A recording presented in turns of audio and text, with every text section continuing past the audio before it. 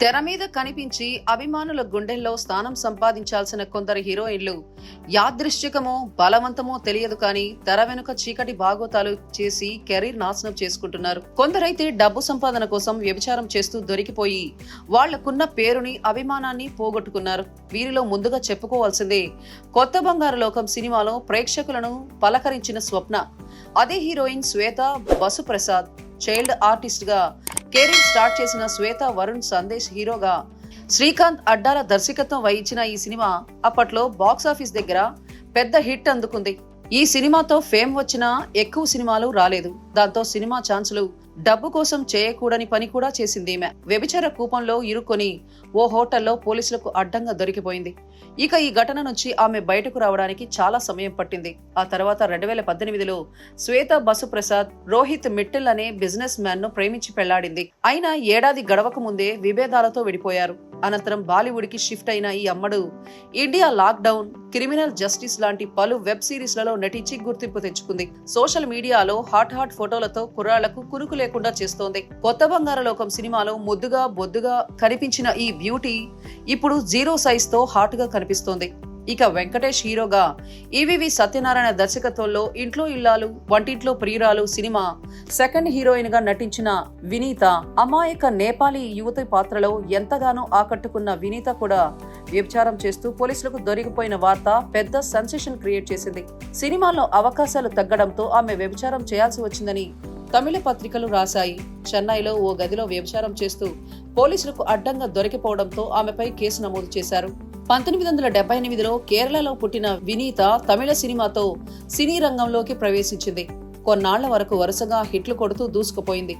అలా తెలుగులో ఇంట్లో ఇల్లాలు వంటింట్లో ప్రియురాలు సినిమాలో నటించింది. ఆ సినిమా పెద్ద హిట్ అయింది. అందం, అభినయం ఉన్న వినీత మంచి క్రేజ్ సంపాదించుకుంది. హిట్ చిత్రాల్లో నటిస్తూ మంచి పేరు తెచ్చుకుంది. తర్వాత హఠాత్తుగా సినీ పరిశ్రమకు దూరమైంది. వ్యభిచారం కేసులో వినీతను ఆమె తల్లిని అరెస్ట్ చేశారు. స్టార్ హీరోయిన్ గా ఉన్న వినీత వ్యభిచారం చేయాల్సిన అవసరం ఏంటనే ప్రశ్నలు తలెత్తాయి. అయితే నిజానిజాలు ఎలా ఉన్నా ఆమె మాత్రం కేసులో అరెస్ట్ అయిన మాట వాస్తవం. ఈ క్రమంలో ఈ కేసు నుంచి బయటపడటానికి కూడా ఆమెకు బాగా సమయం పట్టింది.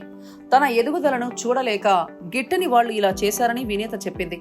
ఆ ప్రభావం ఆమె కెరీర్ పై బాగానే పడింది. మళ్లీ చాలా కాలం తర్వాత ఆమె సినిమాల్లో రీ ఎంట్రీ ఇచ్చింది. ఇక గతంలో ఓ వెలుగు వెలిగి వ్యభిచారంలోకి అడుగుపెట్టిన మరో స్టార్ హీరోయిన్ నిషా నూర్. తమిళనాడులోని నాగపట్నంకు చెందిన నిషా నూర్ 80ల్లో తమిళ సినిమా ఇండస్ట్రీలోకి పాపులర్ నటిగా గుర్తింపు తెచ్చుకున్నారు. 1990లోనే నిషా బికినీ వేసి సంచలనం సృష్టించింది. తన గ్లామర్, బోల్డ్ పాత్రలతో క్రేజ్ తెచ్చుకుంది. కమల్ హాసన్, రజనీకాంత్, మమ్ముట్టి, మోహన్ లాల్ వంటి బడా హీరోలతో నటించింది. కె బాలచందర్, భారతీ రాజా లాంటి దిగ్గజ దర్శకులతో పనిచేశారు. సినిమాలు తగ్గుతున్న సమయంలో అవకాశాలు కల్పిస్తానని నిషాను నమ్మించిన ఓ నిర్మాత ఆమెను బలవంతంగా వ్యభిచారంలోకి నెట్టేశారు. కష్టపడి సంపాదించిన డబ్బును పోగొట్టుకోవడంతో నిషా ఇలా వ్యభిచారంలోకి అడుగు పెట్టాల్సి వచ్చిందట. కష్టకాలంలో ఆమెకు కుటుంబం సపోర్ట్ చేయకపోవడంతో ఓ దర్గా బయట వీధిలో నిద్రపోయేదట. ఆమె జీవితం ఎంతో దారుణంగా మారిపోయిందంటే బక్క చిక్కి గుర్తుపట్టలేని స్థితిలో 44 ఏళ్ల వయసుకే ఎయిడ్స్ తో పోరాడుతూ 2007లో మరణించింది.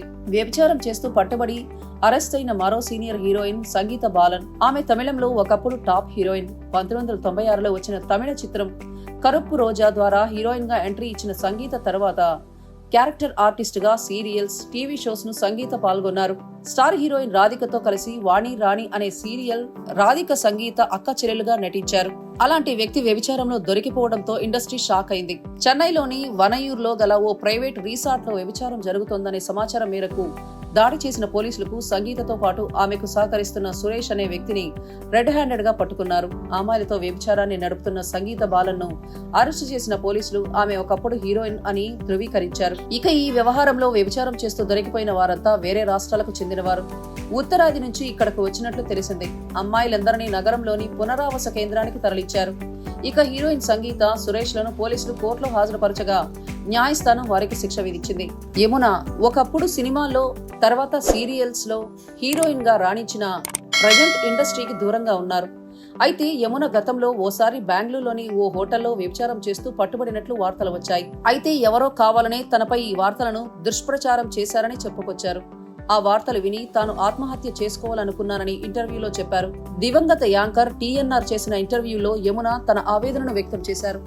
ఆమెపై వచ్చిన వార్తలకు, ఆరోపణలకు క్లారిటీ ఇచ్చారు. అలాగే భారతీయుడు సినిమాలో కమల్ హాసన్ కు జోడీగా నటించిన సుకన్య, బాలకృష్ణ సరసన అధినాయకుడిలో కథానాయికగా శ్రీమంతుడు సినిమాలో మహేష్ బాబు తల్లిగా యాక్ట్ చేసిన సుకన్య చెన్నైలోని ఓ బిజినెస్ మ్యాన్ తో వ్యభిచారం చేస్తూ పట్టుబడినట్లు మీడియాలో కథనాలు వచ్చాయి. ఈ విషయమై సుకన్య ఇప్పటి వరకు స్పందించలేదు. అలాగే రాజేంద్ర ప్రసాద్ హీరోగా నటించిన చెట్టు కింద ప్లీడర్, బాలయ్య హీరోగా నటించిన ఆదిత్య 369 లో, శ్రీకృష్ణ దేవరాయలు భార్య పాత్రలో నటించిన కిన్నెర సినిమాల్లో హీరోయిన్ గా అవకాశాలు తగ్గడంతో సీరియల్స్ లో నటించింది. అప్పట్లో ఈమె వ్యభిచారం చేస్తూ దొరికిపోయిందన్న ఆరోపణలు వచ్చాయి. మీడియా ఛానల్ స్ట్రింగ్ ఆపరేషన్ లో అడ్డంగా దొరికిపోవడంతో పాటు విచారణలో ఆమె సినిమా ఛాన్సుల కోసం వచ్చిన యువతులతో వ్యభిచారం చేయించిందన్న ఆరోపణలు వచ్చాయి. అలాగే నిత్యానంద స్వామి రాసలీలలో భాగంగా తమిళ నటి రంజిత వీడియోలు బయటకు వచ్చాయి. రంజిత స్వామికి ఒక టాబ్లెట్ నీళ్లు ఇవ్వడం, ఆ తర్వాత స్వామి సెక్సువల్ గా రెచ్చిపోవడం స్పష్టంగా ఆ వీడియోలో కనిపించింది. స్వామి వేసుకున్న వయాగ్రా టాబ్లెట్లు అని భావిస్తున్నారు. ఒక దశలో స్వామి లైట్ తీసేయబోవడం, అందుకు ఆమె అడ్డు చెప్పడం కూడా కనిపించింది. లైట్ తీస్తే కెమెరాల్లో ఏది పడదన్న ఉద్దేశంతోనే ఆమె అలా చేసి ఉండవచ్చనే అనుమానం కలిగింది. స్వామిని బ్లాక్ మెయిల్ చేయడానికి రంజిత స్వయంగా ఇందుకు కుట్ర పన్నిందనే ఆరోపణలు వినిపించాయి.